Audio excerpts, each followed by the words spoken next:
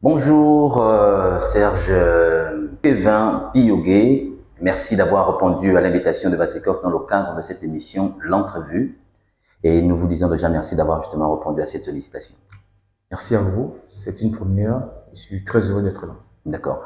Alors, déjà d'entrée de jeu, vous présentez à nos téléspectateurs.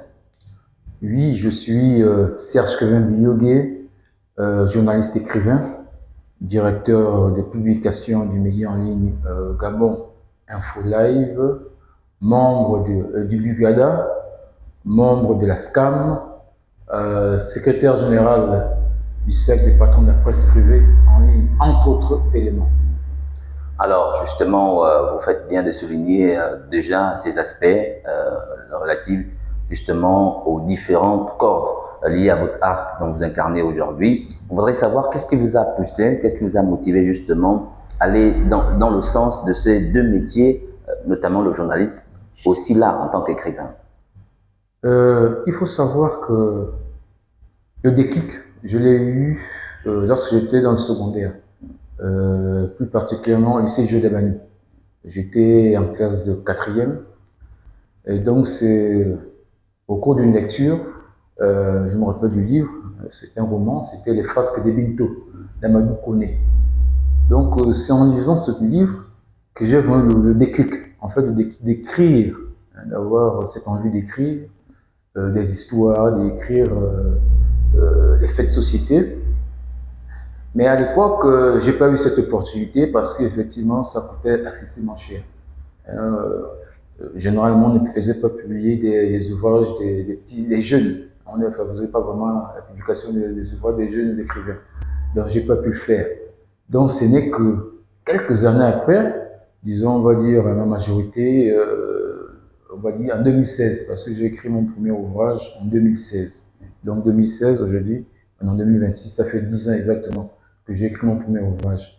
Donc, mais il s'avère que cet ouvrage, 2016, je l'ai écrit quelques années après avoir commencé justement le journalisme, parce que le journalisme, je le commence en 2010, dès mon retour de la France.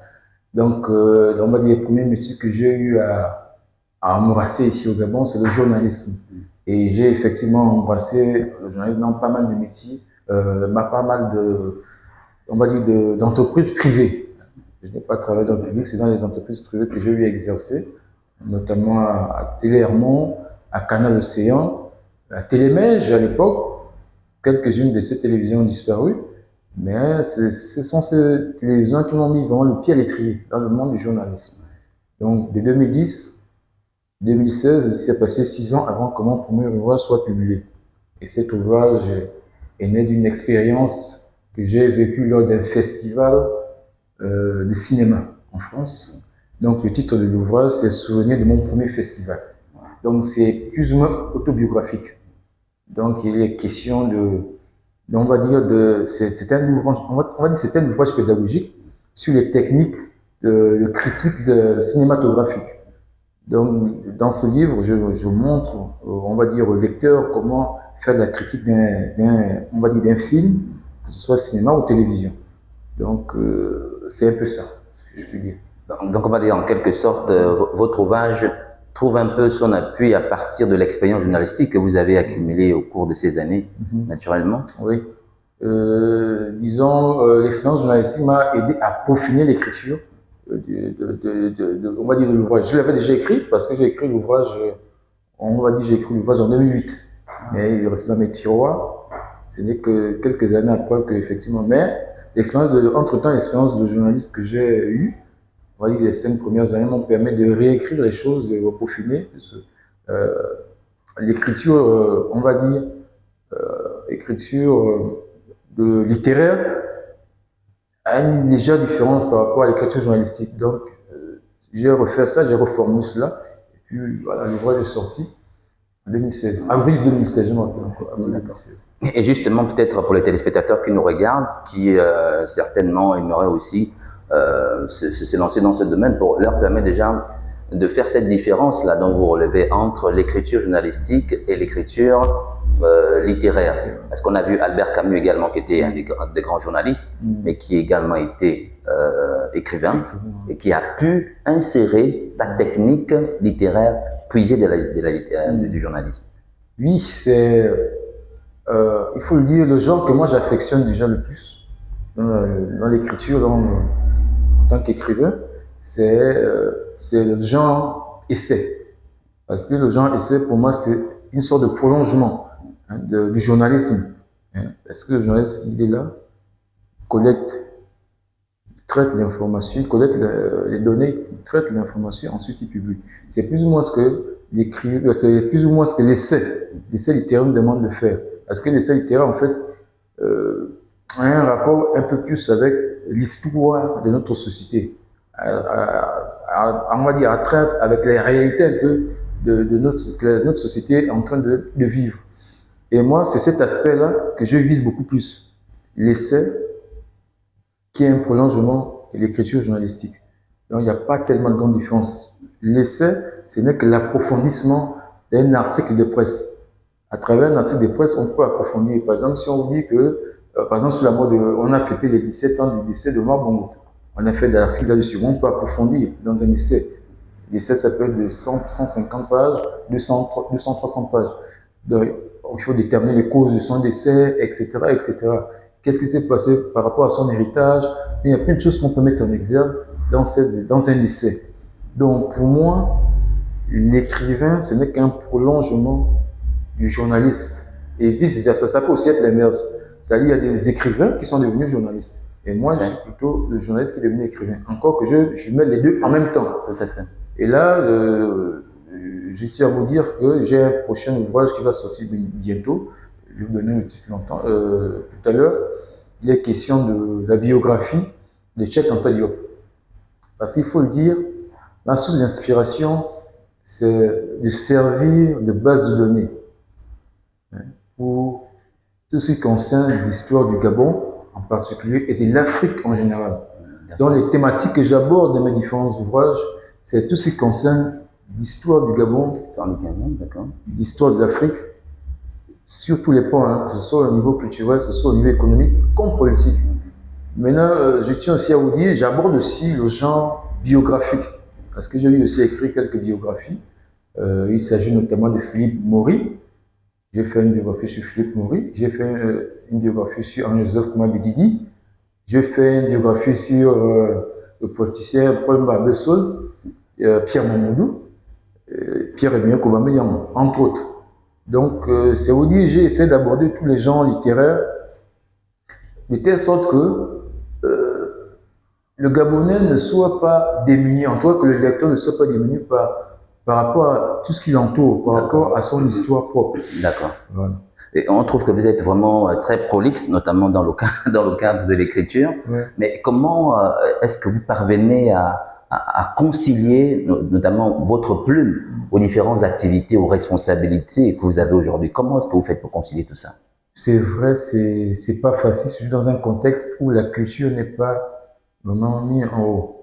Et la culture est marginalisée. C'est vrai qu'actuellement, on a, au Gabon en particulier, on a effectivement mis sur pied le statut de l'artiste. C'est déjà un bon début. Mais les conditions ne sont pas faciles. Les conditions d'exercice ne sont pas faciles. Le marché n'est pas convenable. Et le Gabonais, en particulier, n'est pas friand de lecture. Donc, qui n'est pas friand de lecture ne peut pas forcément acheter de l'ouvrage, des livres. Si ces livres ne sont pas imposés dans les établissements, par exemple, pour ceux qui sont dans le secondaire ou même à l'université. Donc, c'est un travail supplémentaire qu'il faut faire. Maintenant, ça c'est en amont. Maintenant, en aval, effectivement, je me suis donné l'objectif d'aller au charbon. Ça veut dire quoi? Ça veut dire qu'à travers les organisations, les associations et autres, qu'on puisse sensibiliser les usagers, qu'on puisse sensibiliser les praticiens, de telle sorte qu'ils puissent accepter favorablement des œuvres que moi en particulier, je mets sur le marché. Là, par exemple, je suis membre, on va dire membre du comité d'organisation de Makungu. Pourquoi? C'est pour favoriser, on va dire, c'est pour sensibiliser les populations par rapport aux missions du journalisme. C'est pour que les plus hautes autorités mettent le métier du journaliste en haut. C'est pour que les conditions d'exercice du métier du journaliste soient revalorisées à travers une compétition. D'accord. Là, en dehors de ça, je suis par exemple membre du comité d'organisation du FILIGA, qui concerne les écrivains. Promotion des livres.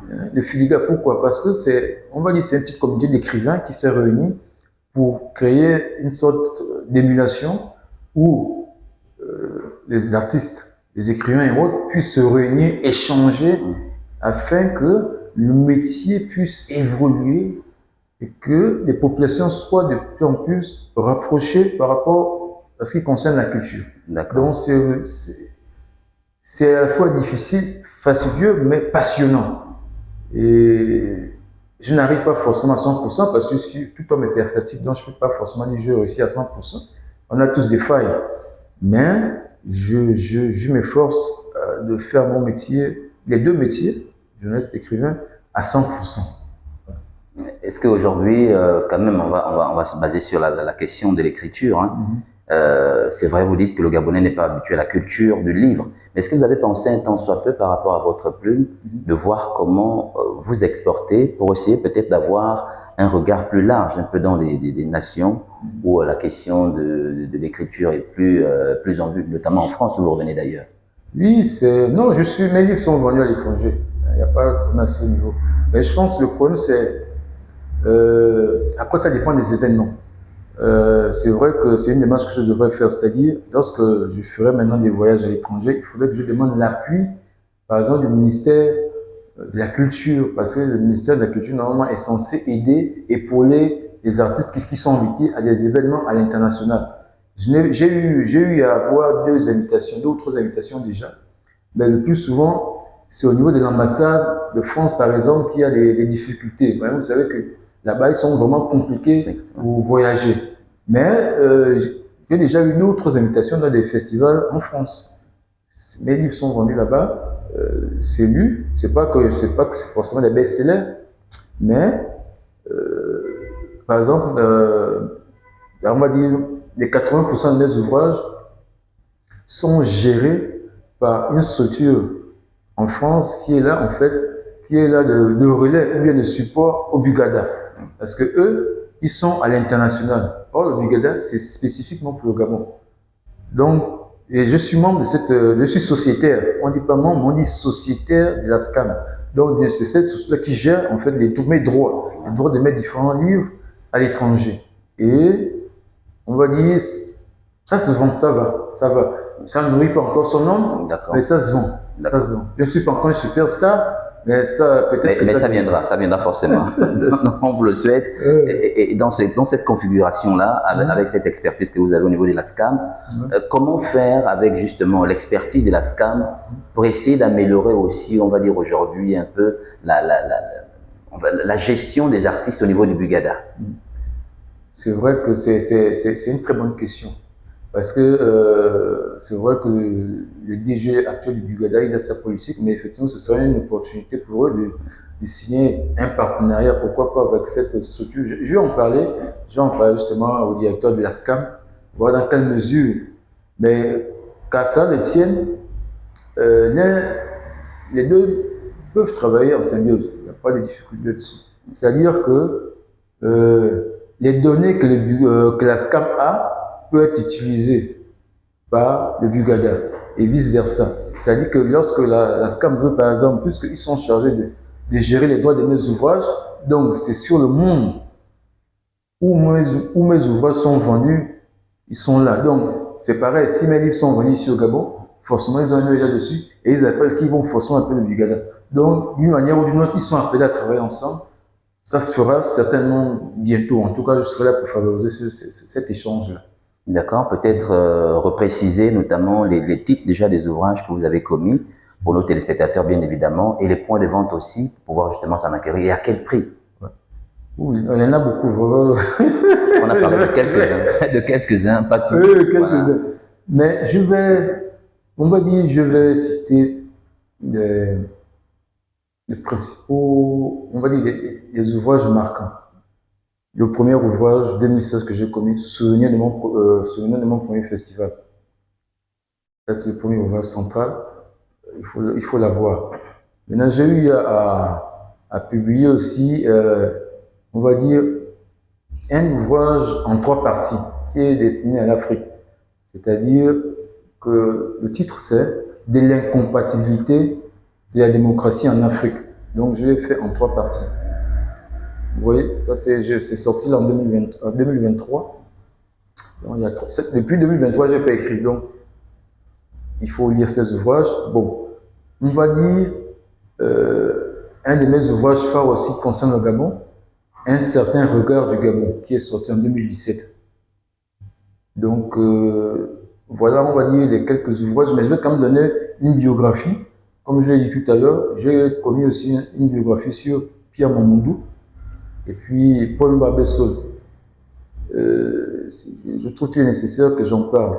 Donc, c'est des ouvrages phares que j'ai eu, on va dire, à publier pendant ces 10 dernières années. Évidemment, ces ouvrages sont, on va dire, sont disponibles dans toutes les plateformes.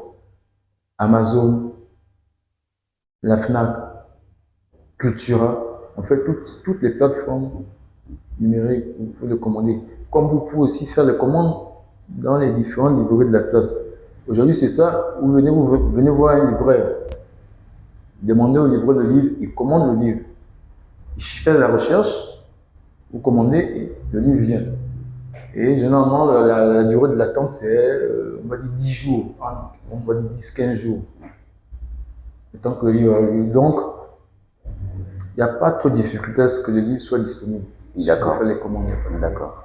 On parlait quand même des coûts relatifs à certains ouvrages. Oui, les coûts. Le Gabon. Mais après, ça commence, on va dire, de 5-6 000 au départ. 5-6 000, ça peut aller à, au trop, c'est 15 000.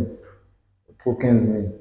Donc, maintenant, c'est vrai qu'il y a le souci là, on me demande souvent, parce qu'ils avaient déjà fait une présentation ici, une présentation officielle.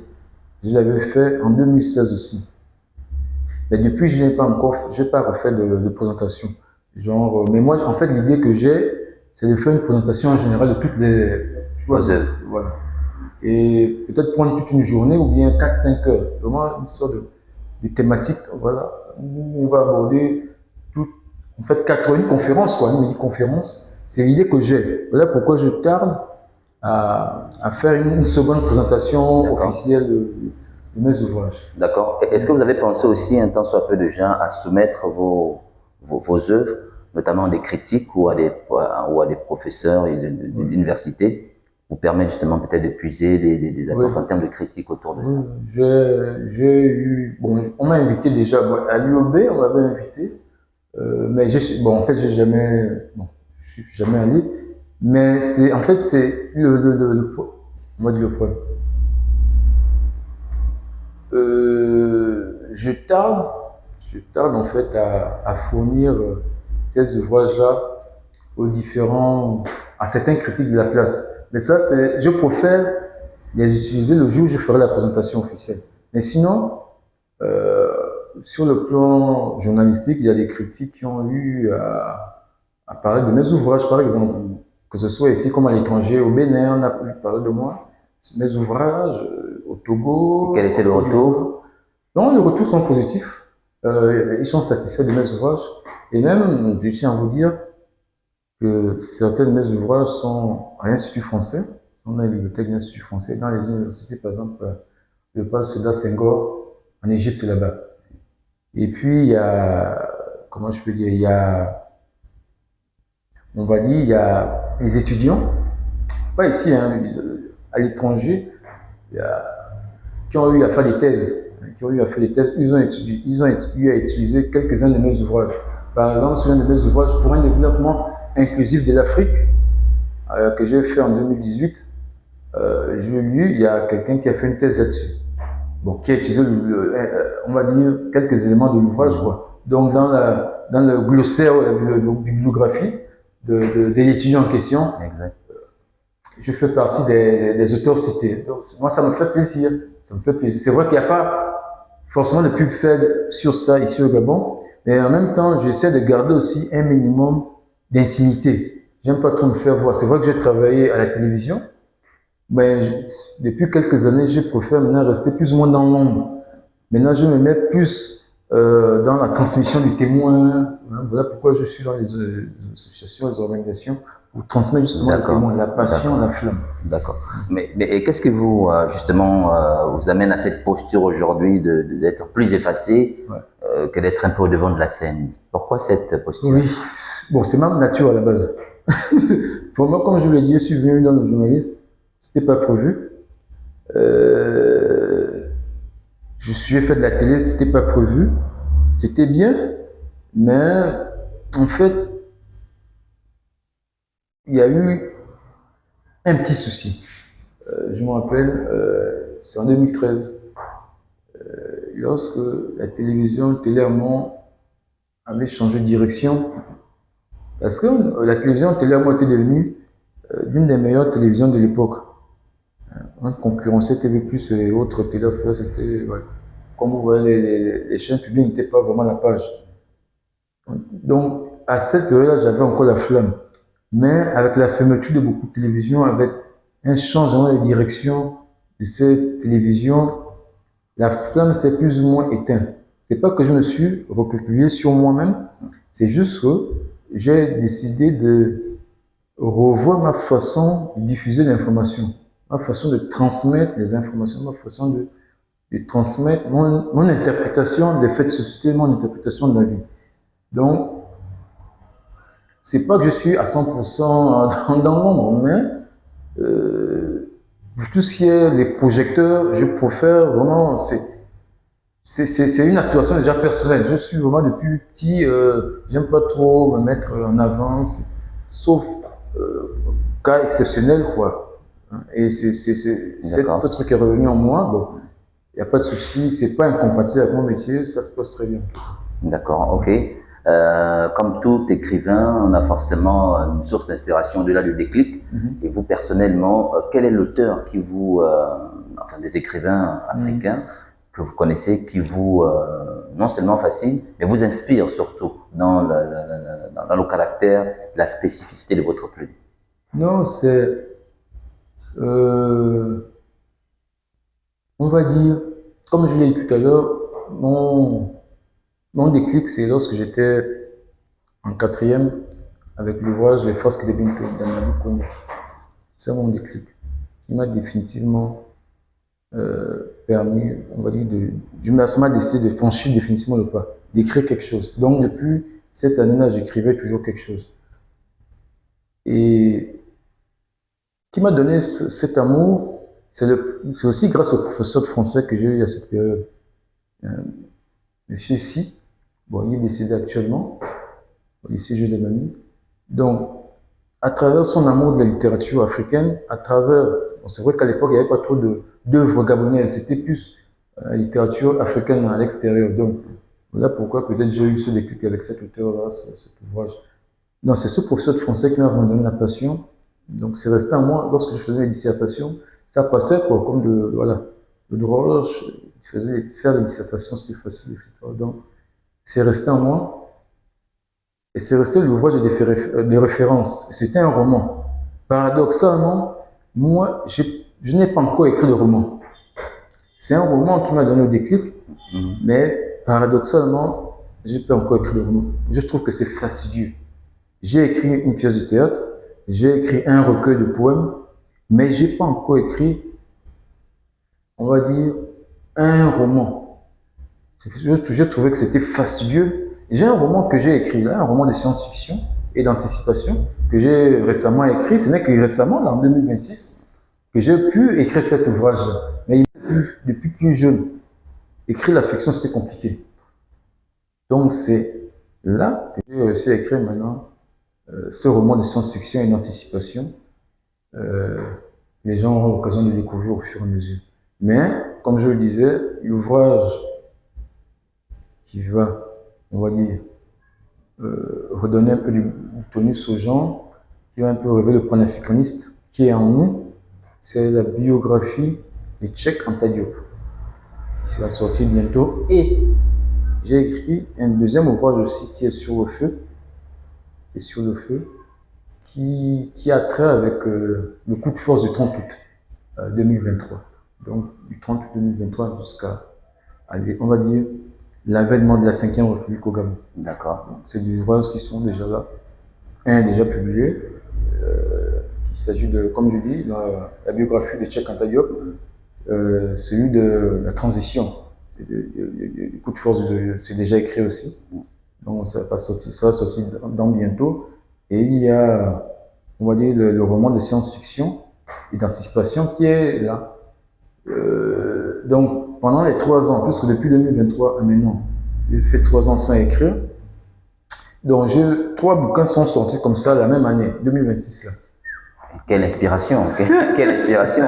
Et surtout que vous faites dans beaucoup de gens, ça c'est vraiment à féliciter parce que pour beaucoup d'écrivains, généralement, verser dans les différents genres, c'est pas donné à tout le monde. Ça, c'est vraiment quelque chose à saluer de votre part. Et maintenant, on veut avoir ton regard un peu sur, si vous voulez, un peu l'écosystème des écrivains de la littérature gabonaise, avec votre regard. On va dire cette écosystème est très dynamique. Il y a beaucoup de jeunes écrivains actuellement, ce qu'il n'y avait pas auparavant. Peut-être c'est dû au fait qu'il y a maintenant des éditeurs. Il y a flux d'éditeurs au Gabon, peut-être. Donc, par exemple, j'ai vu récemment, il y a des écrivains maintenant de 17-18 ans, écrivent un livre. Ici au Gabon. À l'étranger, le dernier Fuligan, il y avait 15 ans. 15 ans, la jeune fille. À l'étranger, mais ici au Gabon, on voit 17-18 ans. Ah, c'est bien. Peut-être c'est dû au fait qu'il y a une multitude maintenant d'éditeurs. C'est bien. Et il y a plusieurs gens qui sont abordés. Il y a plusieurs tranches d'âge. C'est dynamique. C'est bien. Maintenant, comme je dis, le problème c'est au niveau du marché. Le marché et peut-être le prix du livre. Parce que le livre ici c'est au minimum 5 000, 6 000. Or, si tu vas au Cameroun, tu n'as pas 3 000. Donc ça commence à partir de 5 6 000. 5 000, au-delà. Or, au Cameroun, tu peux trouver peut-être même le même livre, le même nombre de pages, mais là-bas c'est 3 000. Donc, il y a ça qu'il faut revoir, peut-être le prix des livres, parce qu'ici, l'État ne subventionne pas le livre. C'est ce qui est fait, par exemple, au Cameroun ou bien dans notre pays de l'Afrique de l'Ouest, l'État subventionne le livre. Donc, lorsque un éditeur met en vente un livre, l'État prend en charge au moins la moitié, sinon les 25%. Le reste, tu vois. Donc, si le livre devait coûter 6 000, l'État peut prendre peut-être 3 000 et on vend le livre à 3 000. Mais comment est-ce que tu peux expliquer le désintéressement de l'État gabonais dans les questions autour justement, je vais parler de manière générale, des arts et de la culture. Comment expliquer ce désintéressement? On va dire, ça ne date pas d'aujourd'hui, hein, c'est vraiment ça date depuis les indépendances. On a toujours été bercé par la politique, les indépendances, la post-colonie, etc., etc. Et on va dire que c'est peut-être notre colonisateur qui nous a mené cette façon de voir. Encore qu'en France, chez eux là-bas, la culture est développée, la culture c'est une industrie. C'est un concept qu'il faut mettre en branle. La culture c'est une industrie. Donc, sur tous les pans, il faut valoriser les choses. Il faut un marché. Le marché peut être national comme à l'international. On a les pays de la sous-région CEMAC où on peut étendre les ventes de ce. Mais il faudrait que l'État s'implique un peu plus. S'impliquer dans quel sens? Se rapprocher, on va dire, des maisons d'édition qui existent ici au Gabon, voir dans quelle mesure on peut travailler en symbiose, comment l'État peut prendre en charge ces sous-là. C'est comme une subvention quelque part. Que ce soit l'État, que ce soit le Bugada. Donc là, j'intime justement les différents artistes écrivains à s'inscrire, à s'affilier au Bugada, pour que l'État puisse justement prendre en charge ces artistes-là. Parce que si tu es hors de cet instrument, ça va être difficile. Il faut vraiment être dans cet instrument pour que l'État puisse te prendre en compte. Et c'est par cette façon de faire que effectivement, on pourrait se rapprocher des plus hautes autorités de telle sorte que le statut de l'artiste puisse être approfondi, que les artistes puissent être subventionnés sur tous les plans, pas forcément sur les écrivains, mais vraiment sur tous les plans. Voilà. Bon, voilà, nous allons progressivement vers la fin de notre entretien. Peut-être un mot par rapport justement à des personnes qui, comme vous, souhaiteraient verser dans le jumelage, notamment de métiers, notamment ça peut être le journalisme et l'écriture. Quel conseil donnerez-vous justement à ces jeunes-là d'être justement dans ces sillons? Ce sont des métiers d'abord de passion. De passion. C'est des métiers d'engagement. Passion, engagement. Donc, il y a des hauts et des bas. Il faut être déterminé. Il faut être déterminé. Il faut aimer ce qu'on fait. Il faut vraiment aimer ce que l'on fait. Il faut avoir de l'ambition. Ambition, quand je dis ambition, c'est pas forcément soi-même. L'ambition, on peut la partager avec un groupe de personnes. Et bon, on peut être autour d'une même idée. Il ne faudrait pas qu'il y ait un problème de leadership quelque part. C'est-à-dire, comme on dit, au milieu de 4, 5, 6 personnes, jaillit la lumière. Donc, peut-être au milieu de 4, 5, 6 personnes, on pourra faire avancer les choses. On pourra faire justement créer une émulation, un plaidoyer, de telle sorte que les plus hautes autorités puissent harmoniser les choses. Les étudiants peuvent embrasser ce métier qui est transversal. C'est vraiment un métier transversal qui embrasse, on va dire, tous les pans de la société. Vraiment, vous êtes amené à, on va dire, à traiter tous les sujets de la société, tout ce qui concourt à la vie du pays ou de la société en général. C'est vraiment passionnant, c'est fastidieux, vraiment fastidieux. Il faut y faire. Il faut aimer l'actualité. Il faut vraiment aimer son prochain. Il faut vraiment aimer son prochain. Et l'écriture, c'est un peu spécial. Pourquoi? Parce que il n'y a pas besoin forcément d'être âgé ou pas, ou d'être expérimenté ou pas. N'importe qui peut écrire. Pourvu qu'il soit juste aiguillonné, c'est possible. Donc, j'invite vraiment toutes les personnes passionnées, toutes les personnes désireuses de partager leurs expériences, toutes les personnes désireuses d'interpréter, d'analyser tous les faits de la société, d'aider les populations à comprendre le fonctionnement de ce pays-là, de se faire ce métier. C'est pas facile, mais c'est possible. Il faut s'armer de patience pour que toutes les choses rentrent dans l'ordre. En gros, c'est un message général que j'ai pu faire. J'espère que je vais susciter peut-être des passions. Et puis, bon, voilà. C'est bien dit. Voilà, Serge, Kevin, Diogo, merci encore une fois de plus d'avoir accepté l'invitation de Vassakef. On aurait pu nous étendre, mais comme le format ne nous permet pas, parce qu'il y a autant de paramètres qu'on aurait pu utiliser pour permettre justement à tous nos téléspectateurs de comprendre justement les contours autour de la production de l'œuvre. On parle aujourd'hui de l'intégration de l'intelligence artificielle, certainement, qui est également un élément important dans les productivités aujourd'hui, dans le domaine de l'art, de la culture, du social, etc., etc. Mais déjà, pour ce peu, nous vous disons merci et que nos téléspectateurs vont naturellement s'inspirer de vous pour comprendre le fonctionnement de l'œuvre, de la littérature et de pouvoir justement s'y lancer. On se dit certainement à la prochaine pour un autre pan ou d'autres paramètres qui nous permettront d'aborder d'autres questions. Merci encore une fois de plus. Je suis à vos dispositions et merci, il n'y a pas de souci. Merci, ça marche.